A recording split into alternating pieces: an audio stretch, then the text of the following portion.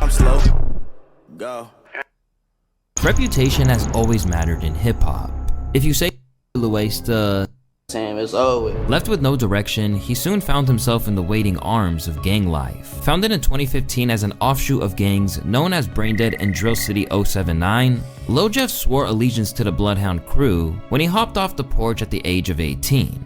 Pitted against enemies like BKN, Trap City, 800, and the 8-Tray Mob among others, Jeff put the same level of dedication he once gave to his hoop dreams to terrorizing his ops. From his earliest days as an affiliate, he flagrantly waved guns, bragged about robberies, and insisted he wasn't scared of anyone. I'm gonna show y'all who just got his ass cooked. That nigga just found mad. It wasn't him, but it was his number. I'm gonna show y'all, look. Brush he had on. It's him right here. Ooh, Not I see his 1500 he ain't had none of this shit. What a brush was that? Man, look, we rolling exposing this nigga, cuz his ass is Show fucking. that dick. I mean, We got an AP already, Scoom. I'm having my way in Chicago, Illinois. Now This we got shit another rose. hey man, Yeah, I think there's another demon named like Lil Scoom, but I think he passed away too. people they shit back. Sight. Them niggas should never been trying to kick it down Atlanta Green. That's it, $10 that cost him his whole hustle career. Everything he worked hard for, it cost lost all $50,000. However, in a world where some individuals do this without having any genuine commitment to the cause, this certainly wasn't the case with Lil Jeff. In fact, he didn't even seem to care if he got imprisoned, considering he literally attempted a drill on IG Live. Said that bitch tweak.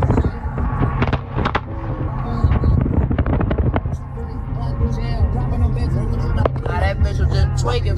Despite his young age and lack of experience, Jeff quickly became a key player in the gang. The turning point came when his close confidant Z-Money was taken out in what was believed to be a backdooring hit. This killing shattered a decade-long truce between Bloodhound and Trap City, igniting an all-out war. For Jeff, this was a pivotal moment, the point where he officially declared open season on his enemies. I'm taking the killing school. Class start next week. You gotta at least have 2 bodies though. For I ain't coming with no. If you ain't got shit, I can't work with no beginners folk. You gotta at least have a 2. I'm gonna give y'all 2 minimum. I'm gonna start at 2 minimum, cause y'all know I'm gonna start at 2 minimum. Now I'm just doing it for a tradition. I'm gonna start at 2 minimum, man. 2, you gotta have a minimum of 2. No, anything, you gotta have 2. You gotta have a minimum of 2 of them bitches to come to school. You gonna sit your dumb ass in this seat, and whatever I say, do it. If you do anything scary, bitch, I'm smoking. Within a matter of months, Jeff would allegedly rack up 10 bodies, even commemorating this grim milestone with a tattoo. 1, 2, 3, 4, 5, 6, 7, 9, 8. What? Did I fuck it up?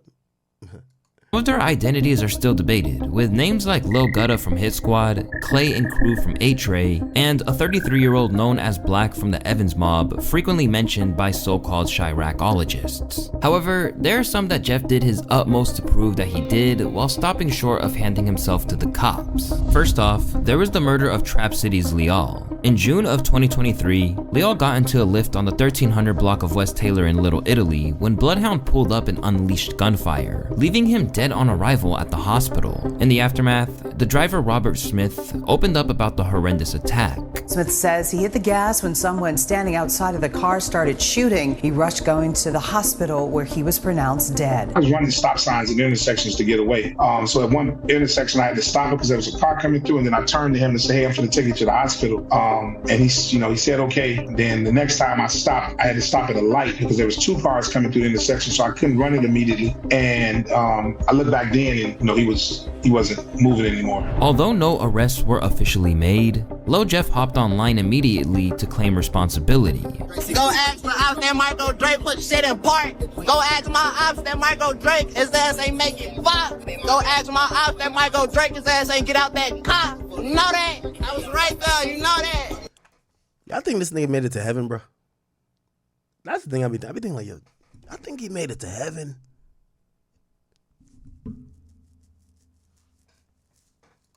And from there, he continued to antagonize his foes by reenacting the scene for his own amusement. Go, bitch, we set shit up. When I ran up on that car, his ass looked up and he... While this brutal crime cemented his... Wait, he reenacted? Oh my God.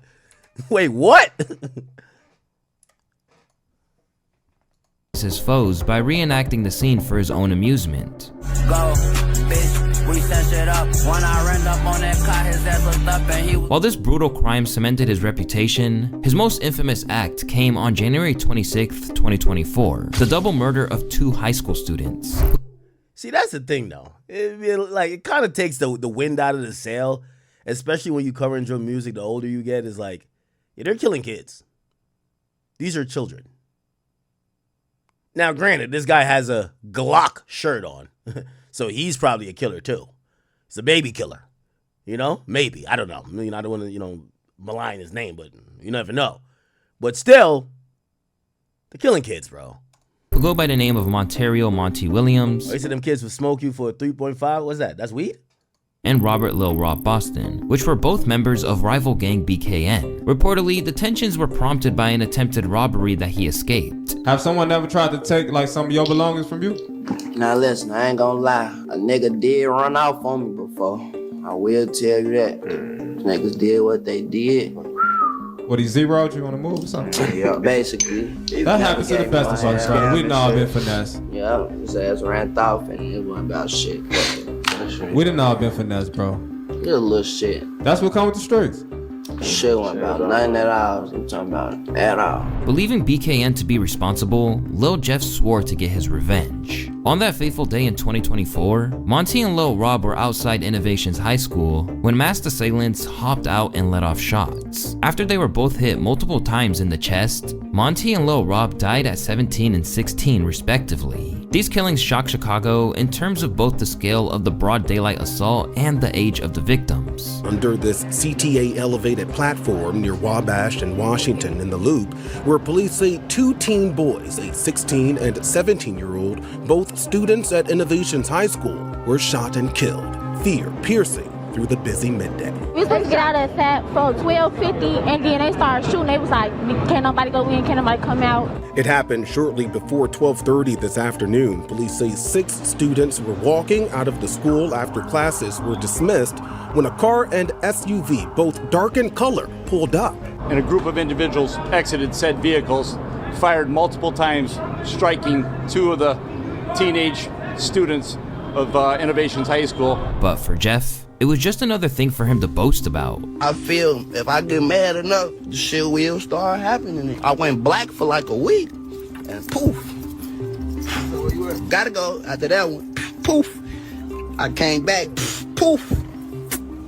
I don't let them niggas though. Elsewhere, in his newly launched rap career, Lil Jeff made reference to turning Za into Za, referring to another moniker for Monty. Bitches wanna eat dick cause they know I smoke out. We really spank shit, turns out into Za. Damn. Suddenly, Jeff became a rising name in Chicago, and as he transitioned into music, his notoriety only fueled his buzz. But with his growing legend came an ever-expanding list of enemies. While he's often recognized as a rapper, it's important to note that Lil Jeff's music career was incredibly short-lived.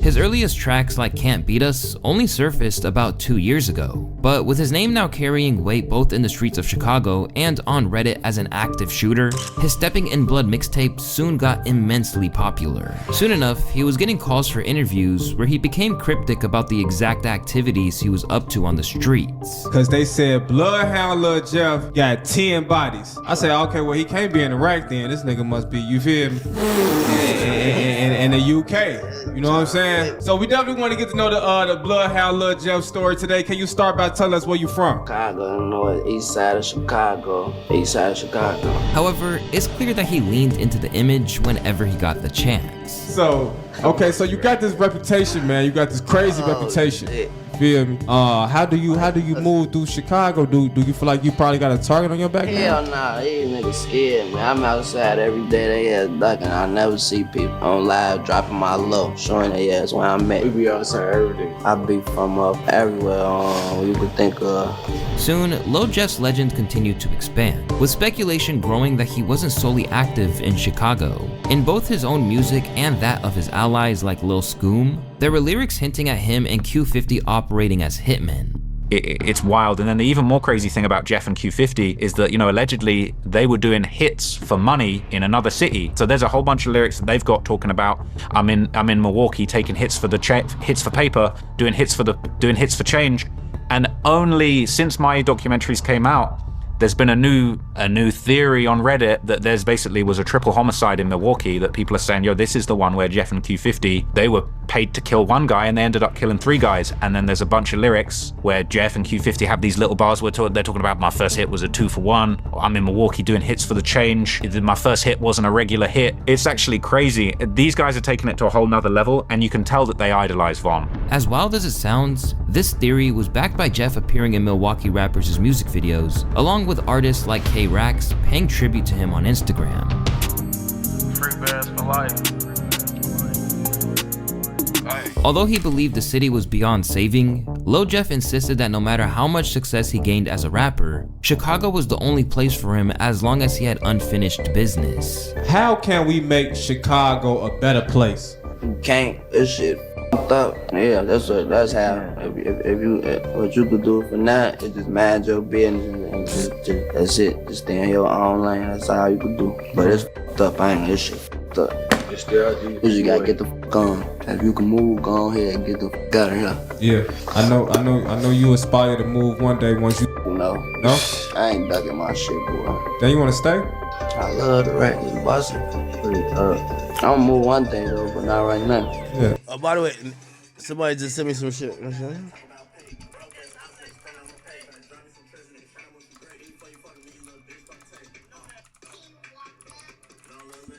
They said this why supposedly might have happened in St. Louis.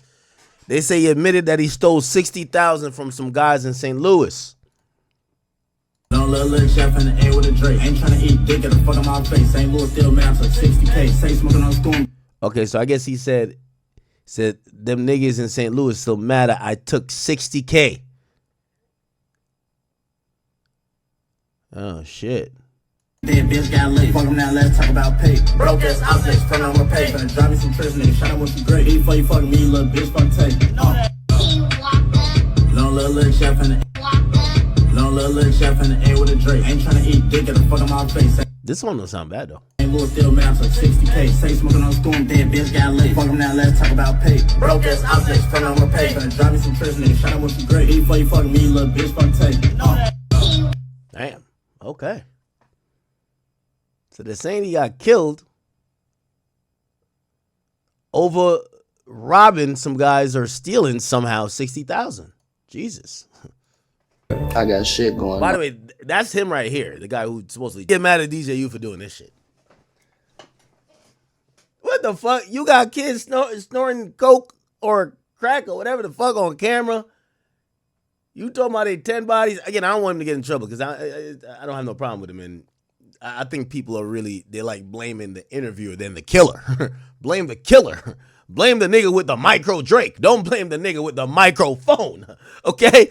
That's my new thing. Blame the nigga with the micro Drake, not the nigga with the microphone. So I don't want DJ U to get in trouble. But what, like, they acted like that. The way I did Warren Chirac was so, you know what it is? It was just more effective. I never sat in front of these niggas.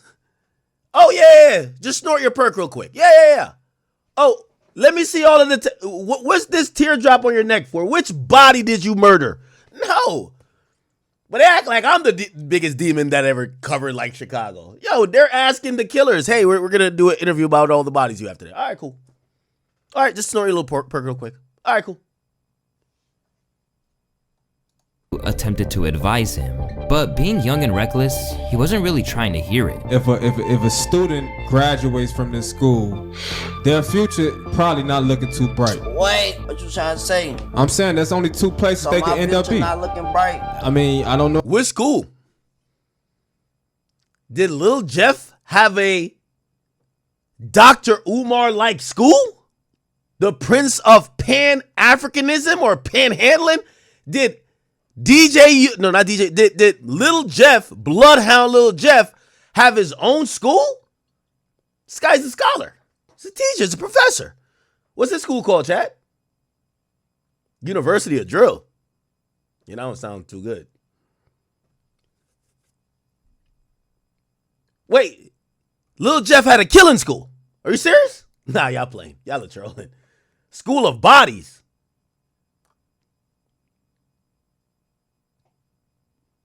Drill University of Illinois? University of Backdoor? Yo, what? School of Murder. Yo. Windy City Academy. Yo, why he look so surprised the niggas telling him, yo, if niggas attend your school of murder and your school of drilling, they're not gonna end up too well. What? What you mean? Why he seem so offended? I don't know if you graduate from the school or not. I don't know. It's like, what school? Well, If a student graduates from this school, their future probably not looking too bright. wait, what you trying to say? I'm saying there's only two places So they my can end up future being. not looking bright. I mean, I don't know if you graduate from the school or not. I don't know. It's like, man, just look, is my future looking bright or not? But I'm just saying, if you graduate from a killer school, He trying to say my shit ain't looking bright. no, you're a rapper, so your future looks very bright. But if a young man go to a killer school, you know, Become a rapper and have a bright future. See, there you go, bingo. Money and be well. Exactly, you could do a lot. Listen, that shit come with more. Listen, there's a lot of shit behind the scenes that I can't tell you, and that's why I'm trying to skip questions, cause I can't come on. Trying to skip the question. Right. Get the fuck on from this shit. Besides, Lil Jeff had a pretty cynical outlook for someone who was barely even old enough to drink. For one thing, he was scarily at peace with the prospect of his demise, but the alleged mass murderer claimed that if he did go down, there'd be vengeance. They say I'm dead, tell them to get back. Oh no, they still finna go spin for me though. They still finna spin for me. That boy hell got caught in you rap. Yeah or not? But say he still finna go spin for me. Whoever did that to me, we spinning on y'all that. Throwing away souls like dirty napkins is crazy. Talking in pre-death is wild. At least he was prepared to go. Clearly, Bloodhound Lil Jeff wasn't scared of going down in a blaze of infamy. In fact, it appeared that he felt there was no way around it once you entered that life. In this sense, Jeff shared the same mindset as one of his rap idols, King Von. Somebody kill somebody, everybody got family, somebody relate to him or somebody cool with him, you kill him. Not everybody that he was close with is trying to kill you. It's a never ending, or they gonna kill, let's kill somebody close to him. Right. Hey, how does that end? How you gonna stop that? It don't stop. It's to everybody, all the people that playing the game, it's gone. You see what I'm saying? It's the last man standing. It's either you gonna be in jail, you gonna die, or you getting lucky around this bitch. Primed to keep pushing as long as he could, Lil Jeff would never back down nor retreat. So when things went left, those in the know saw it as a foregone conclusion. Inevitably though, if you knew Jeffrey, yes, inevitably. And sure enough, why ain't recap what Lil Vonnie's dad said on stream? Man, I don't know. Well, not Lil Vonnie, you mean Otia Vonnie? Man, that shit was crazy. in the same year that he was catapulted to fame, Lil Jeff would be taken out of the picture. Considering how much dirt he did in the streets towards his rivals, Lil Jeff was already firmly on their most wanted list. But the situation escalated when he was caught in Trap City during an attempted drill. After chasing his enemies into their own territory, Jeff stormed some K-Flock shit into a house, aiming to take out an op, only to catch a bullet to the chest. And although he was rushed to the hospital, it was a little too late, as he was pronounced dead on arrival. The crime scene noted that a male victim, John Doe, was near a sidewalk when he was struck in the chest by gunfire. The victim was transported to the hospital where he was pronounced dead. Look how many bullets! These are casings. 1, 2, 3, 4. Jesus Christ. These niggas really... That's one thing I gotta say, yo. You gotta have an extended clip. Because trust me, like in Jersey, only 10 legal in a gun, no matter AR or fucking pistol. These niggas look like they could shoot you 70 times and still have 40 more to give you. This is crazy. No suspects in custody. A large number of shell casings were located at the crime scene. Lil Jeff was gunned down at just 21 years old, and for his enemies, his death was a cause for celebration.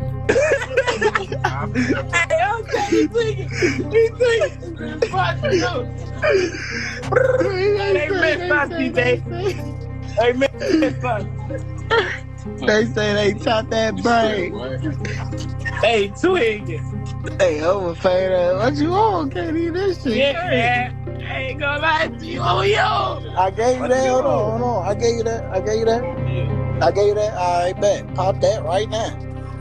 But to so many others like FBG Young, it was a case of a young man striving to be something to the extent that it killed him. I feel like they die out faster because they just jumping into something they don't know the steps of it. They just like, okay, jumping in and go off to diss songs and still gotta catch the bus or still gotta ride and catch the Uber and yeah. Stuff like that. So they don't really know like a lot of things can affect you with going that route, especially when you ain't got everything taken care of already. You still a kid. When you first starting off anyway, you still living with your mama. You probably ain't got no money. You gotta take these buses. You fucking with these hoes that fucking with these other people. So it's all stuff could play out, but they not knowing this at the time though. According to Chirac experts, the death of Lil Jeff was linked to the attempted setup of a man named Trap City Rob.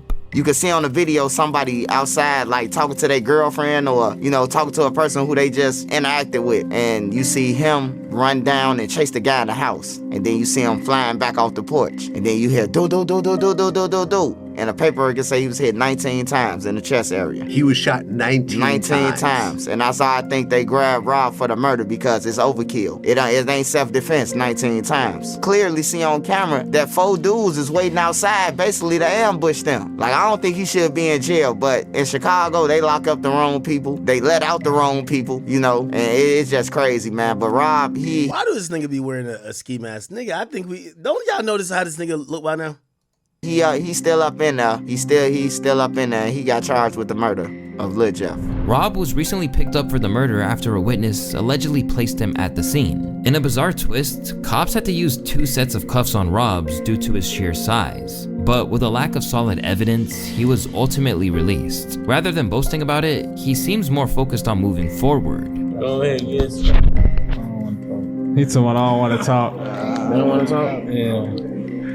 I trot Rob, what you on, gang? What you on, gang? You know, shit, we coolin'. Yeah. We right here talking. As for Lil Jeff's fans, they simply saw it as a case of squandering the potential he had. He jumped off the porch at 18, which means he had nothing to do after high school but hang with the wrong crowd, and went hard in the streets to catch up or prove himself. Having a name as an alleged killer and definitely a robber while moving around like that is like having a death wish. But while most normal people saw him as someone who simply squandered his potential and fell victim to the streets, so-called Chiracologists praised him as a legend. Is the legions of kids on Reddit who are really like worshiping. Yeah, they look at King Von as 1 and Lil Jeff as 2. That's a fact. I'm gonna be honest with you. There's niggas that I know that act like Lil Jeff not dead. Like the way they love him and the way they will repost shit of him like it's new. They're almost like acting like he's still alive. Real talk. Like I see people reliving his drills. Like reliving it. And I'm like, yo, he's dead. And for them, it's like he's not. I don't know. Like when I say that they're acting like he's not dead, they're not looking at it like, okay, this is back, you know, he's been dead a year now. What? They're keeping him alive in spirit because they love the energy that he exudes. So they'll just be like, they'll go down a whole, oh shit, remember when he killed this nigga? And they'll repost shit he said like he's still alive. Like they look at this guy like he's like a fucking angel of death. I'm being honest with you. Lil Jeff for the amount of murders that he was. What is it called? Jeffology? Yeah, there's a Jeffology. They have a Jeffology subreddit. They're calling him J-Roy, which I was very into that. Like, one of the most damning things is like this series of emojis that he would put in his captions, in which each different emoji seemed to reference a different person. So like a lot of people have seen this like really traumatic video of basically these 2 high school age kids that got killed in Chicago. It's been alleged that Lil Jeff was the one who took him out. As for his homies, the world essentially stopped. In a tribute post, Lil Scoom 89 couldn't believe what happened to his fallen brother, saying, "I love you. I'ma be with you real soon." A talented rapper in his own right, Scoom had big plans for life beyond the shy. Where you want to be at age 33? Somewhere in Europe in a big ass crib with my wife and kids. So not worrying about shit. My first goal now is get away from here for period point blank. Like I already don't be in this motherfucker. Like what's the point of living here for? Shit, I wanna have kids, gang. I ain't gonna lie, fuck. I don't get no how tough you is on my dead cousin grave. What a real nigga scared of, death and fucking jail. My cousin grave, don't let no nigga tell you they not scared of that shit.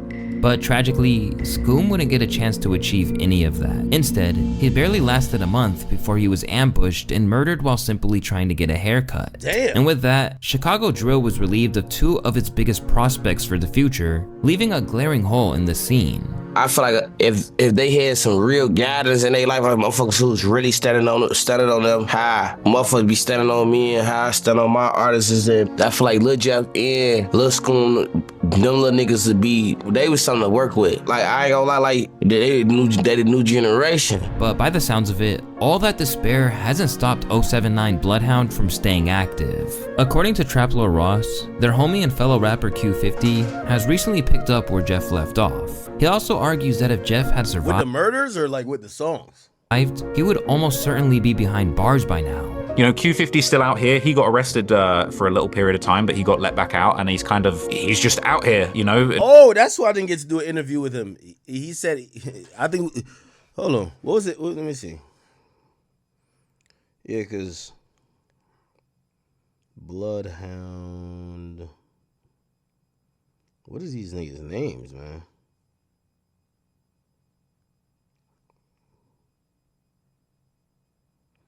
Hold on. He told me something about an arrest. Like, I was just like, nigga, I don't know what y'all got going on. Oh, here you go. He said, this for the interview, whatever. I said, let's do it. He said, could you be in New Jersey between da-da-da-da? He said, gang, I'm on house arrest. I can't go nowhere. Oh, yeah, he was on house arrest. Damn. Shout out to Q50, man. Hopefully make it out. Navigating the streets supposedly with 8 bodies. I don't know how he's not in jail. It's actually kind of baffling, this whole situation. I think if Jeff was here, he would definitely be in jail, facing really serious charges for a number of bodies that he'd allegedly committed and claimed. Those guys made it really obvious for everyone, you know. In a rare interview, Q50, who spent time behind bars for firearm possession, insisted that he's still pushing on for his brothers in every way. Okay, how did Lil Jeff and Scoom impact your life? Alright, so I ain't gonna lie. When I lost my big brother, I ain't gonna lie, that shit, I'm gonna keep this shit a buck. Cause I ain't no more, you know, I ain't no lying ass nigga. That shit hurt me. That's my big brother, that's my everyday nigga. This, we the same nigga, we the same brain. We think like, you know what I'm saying? We do everything together. This, when I'm downstairs sleep, this who coming downstairs, he don't get no fuck if I got a hole in the bed. He gonna come downstairs and wake me up just cause that's my big brother. Can't no any nigga just do that. Already reeling from the passing of Jeff, he claimed in a moment of real vulnerability that the death of Scoom was the last straw where he was taken away. Lil Scoom, that was my heart. Cause Lil Bro, the thing y'all don't know about Lil Bro, he had a sweet soul. Lil Bro always smiling. He bring a smile out of me, you know? Yeah. So it's like, so if you don't know, so again, you know, kind of recapping here. This Bloodhound Q50 dude, the guy on the screen over there, he was the last surviving that was popular. Of course, there was more homies, but like, you know, the popular dudes that came out of this Bloodhound collective, he was the last one that was surviving. Lil Scoom passed away. You had Jeff who passed away. And I was wondering, you know, I'm thinking like you might have had some survivor's guilt. Everybody around you dead, you probably start thinking, man, all my homies that I really have all my... Remember, these are young kids, right? I know I'm calling him a kid, but he's probably in his 20s. Like, everything he knows, everybody he grew up with, all the memories he had, those people are dead. It kind of could become a situation where he's like, man, fuck it, man. Like, man, if I join them, fuck it. You know what I mean? Like, it's almost like survivor's remorse a little bit. Like, you're almost like, yo, damn, why everybody else but not me, right? When my little brother died, and it was a month after, I took that shit. I ain't gonna lie, I had to take a minute, like, you know what I'm saying? My big brothers, they had ended up just putting me where, like, not no hospital, nothing. They just put me in a different spot so I could get my man straight and don't move off promotion. Later, he revealed that the loss of Philly's YBC duel affected him as well. He doing this shit genuinely. He didn't want to fade out of nothing. Folks, I ain't like, we barely, when me and Duel get on the phone, we barely even talk about music. It's about how I'm doing right now. That's fire. How I'm holding up. If I need anything, long live my nigga. In a surreal moment which depicts where we're at with drill, YBC Duel was also a collaborator of Lil Jeff and Scoom's on the track Long Live Jeffrey Dahmer. Now 7 months on from those visuals going live on YouTube, every single one of these artists has passed on. With the story of Lil Jeff, you see where the worlds of rap and the streets get far too entangled. These days, the more real life dirt you've done, the more it boosts your career. And for Chicago OGs like Tay Savage, who can see how much havoc it's wreaking, hip hop needs to move on from that era of IG live taunting and dead op dissing. That's telling. That's motherfucker always talking about telling. That's telling. Try snitching. You telling on yourself. But it's not really okay. You selling your soul, trying to hope a label gonna catch you or something. Like, alright, now it's cool. Like, okay, I can get you. You probably, like you say, it's art. So I can get you maybe. Alright, it's this little stigma right here. Let me play on that. But when you talking about real work and you saying like shit that's open, I'm talking about like shit that, come on, bro. I get you need some type, like a certain type of image to be the type of rapper that trying to be or whatever, but that's telling. You doing all that police shit, all that, that's telling. But when you just on that motherfucker just straight out, oh yeah, we did that, we smokers, yeah, nah, that shit goofy, I ain't gonna lie. Because when that becomes commonplace, it'll no longer yield the same kind of star-making quality. And so, they'll always have to up the ante, and that is a terrifying thought. And there's gonna be another motherfucker that's gonna wanna beat Lil Jeff. Yup. Yeah. So he gonna be like, So this is an interview. On you guys. How'd you feel when you actually watched it? I ain't never watched it. Oh, you never watched it? On my dead girl, I never watched 5 minutes of that shit. How'd you feel? Because now that you mentioned that was gonna be my next question. Trap Lord Ross did a YouTube documentary on you guys. How'd you feel when you actually watched it? I ain't never watched it. Oh, you never watched it? On my dead girl, I never watched 5 minutes of that shit. I always was told about it. Right. And you said that you don't know anybody who's got one body, let alone 10 bodies. Hell no. I don't, like I told y'all, I don't know now. Unless a motherfucker beat it, and you know what I'm saying, unless a motherfucker got charged for and beat it, but reality, I don't know not one nigga would ever kill nobody. I don't need to surround myself with that type of shit. At least he's trying to be smart. Like, Lil Jeff was just trying to tell y'all, yeah, kill them niggas. Then what? Like, yeah, no, I did it. No, not that. No, I did it. I did it. Right. And you actually said that, all of Lil Jeff's bars about murder is actually Call of Duty. Exactly. What's on? Yo, hey, chat. The chat nigga RP server is coming soon. Y'all gotta let me know. Should we drop it when GTA 6 drop? We're gonna create the chat nigga world. I might actually, that's the only way. I won't bring back the Warren Chirac, but we'll bring back a different version. I'm gonna create an RP server. Cause I don't know why people are so fascinated with like this lifestyle. And I just think it's better relieved in a make-believe sense because you could respawn in GTA. You don't respawn in real life. So I know he's trying to say, nah, niggas got bodies in GTA and Call of Duty. Okay. Yeah. Right. I'm serious. Our favorite game was on. Even my GTA. You know what I'm saying? But exactly. Yeah, it was on specifically though, for sure. Well, you have a music video for King Draco. Mm-hmm. And you had 9 hats in that video. Right. And, people want to say, well, the 9 hats stand for 9 bodies. Right. You said that's just how many hats they had at the store at the time. Exactly. I had 9 hats in the shop. Because I told them, like, go buy all them bitches, you know what I'm saying? So if they had 20 hats, they had 20. But shit, they only had 9, so that's how that came. Like, you know what I'm saying? All right, it's cool, but, it's not, you see what I'm saying? Like, you see how this shit all working out in my favor? How I told you I fabricate that shit. And then, like, all right, now the store only had 9. Even better. You know what I'm saying? Now it's making this shit look real type shit, even though this shit really all a line fabricated. Oh. I mean, how does it feel that all over the internet, people are putting all these murders on you, and the police are watching, and trying to put cases on you and so forth, and you're kind of playing along with it to a certain degree, but you don't quite know, because look, at the end of the day, everybody clout chases. Rappers clout chase, police clout chase, the feds clout chase, Exactly. It's not a coincidence that Diddy got Females locked up right after chase. Cassie lost it. Exactly. See what I'm saying? Right. Yeah, females clout chase. Everybody's trying to be known for doing something big, especially when there is a big celebrity involved. Yeah, that's the way. And as you kind of grow, like as you grow with your celebrity status, you're going to be a bigger target for everybody. So as these bars are coming out and the internet starts to create their own little versions of it, do you ever worry that it's going to catch up with you? You know, not if it's real, but just, you know, end up having to deal with a bunch of bullshit just because of the songs. Nah, see, with that being, like, I don't think I never had, like I told you, all this shit fake. So with that being said, I don't ever think I had to deal with that type of shit. I don't even speak that type of shit up, you know what I'm saying? I don't even, like, if you can't, I was around someone, knock on wood, you know what I'm saying? Because that type of shit, I don't really, like I told you, power of tongue, you know what I'm saying? So, like, I don't speak that type of energy, I don't wake up that type of energy, I don't never, you know what I'm saying? Like, for example, if I'm around a motherfucker and they got that type of energy, I remove myself. You won't be around me no more with that type of energy, you know what I'm saying? So, hell nah, I don't think, I don't really got no, like, ain't no comment for. All right, hold on. I'm about to get on steak, but I'm about to put this as I want to watch this in the background. Tell you shit. My man, Bloodhound Q50. Hopefully he ain't died this